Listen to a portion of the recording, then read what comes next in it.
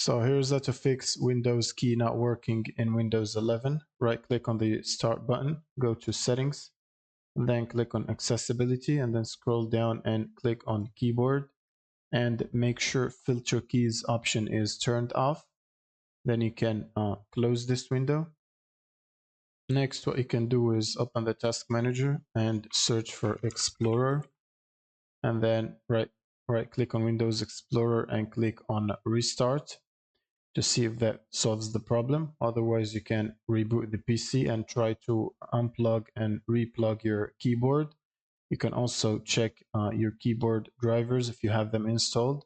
So right click on the start button and then go to device manager.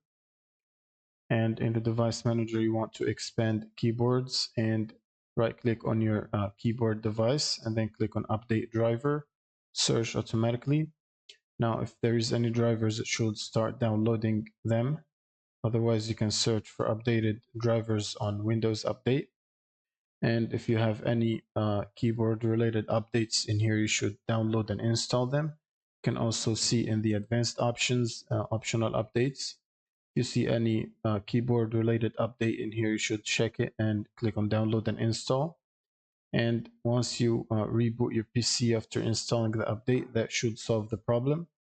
Now, if you have a known keyboard such as Razer or any model like that, you can open your browser and search for your keyboard model software.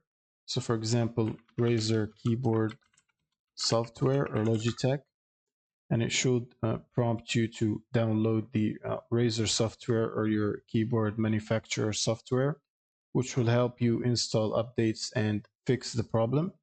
That's pretty much it. Thank you guys for watching and subscribe.